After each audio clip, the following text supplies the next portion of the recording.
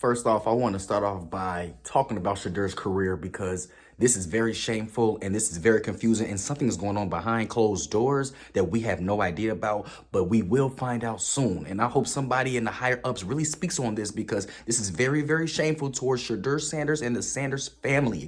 Man, Shedeur, I feel for you, brother. But let's start off by how Shedeur came from an HBCU to a Power 5. Colorado was 1-11 before Shedeur Sanders got there with Travis Hunter and Deion Sanders and the crew. The very next year, they have a winning record. Is it a spectacular record? No.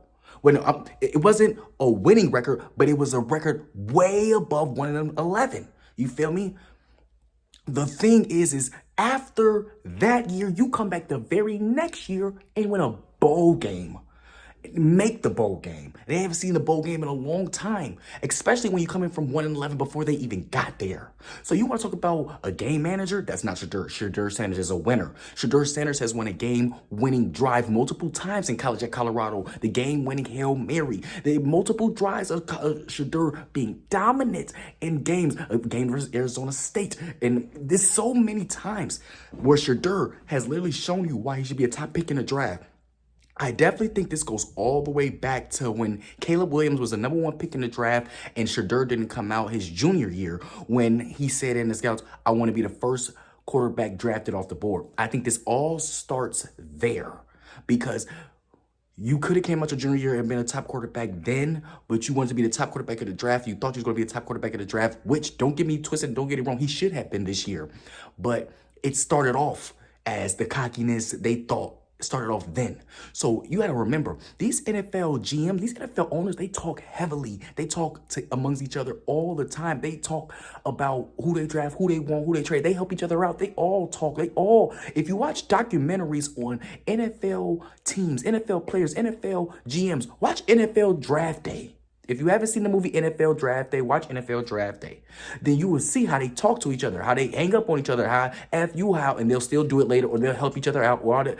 They're powerful. They have a lot of money, a lot of ego, a lot of position of why they are the way they are.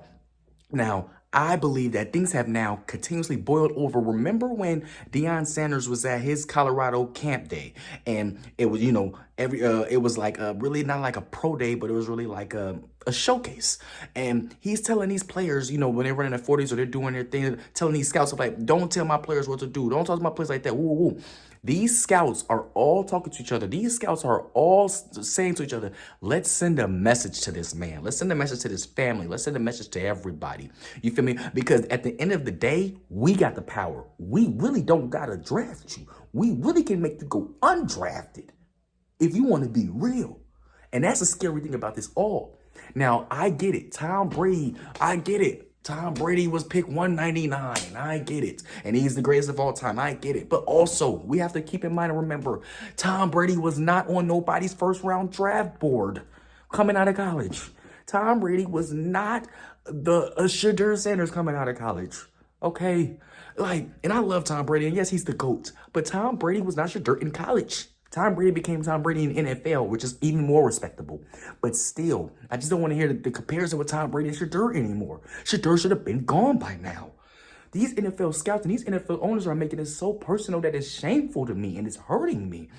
Because what do you do now? If you're Shedeur, you take this so personal and you take this so hurtful because the best thing about this is, the best case scenario out this all is yes, you're not money hungry. You don't need the money. You are already rich. Your dad's just signed a new contract deal with Colorado at the $50 million. So your family's good. You don't need no money. Your dad could put in the first round draft pick money into your account if he really wanted to. You know what I'm saying? So that's another thing.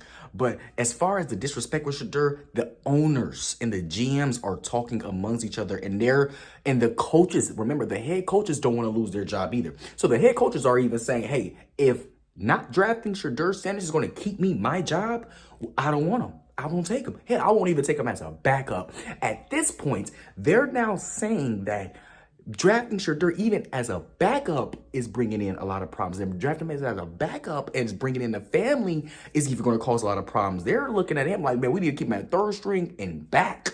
You feel me? To make sure I don't lose my job, no GM loses their job, no owner loses their job because of Deion Sanders. I also believe this goes back to Deion Sanders' career and all of his moments in the NFL and him thinking he could do whatever he want all the time. I just think that Deion Sanders' life has so much to do with Shedeur not being drafted. And it's shameful that this is happening and it's hurting me. I can't lie. I could cry for Shedeur right now because this is that shameful.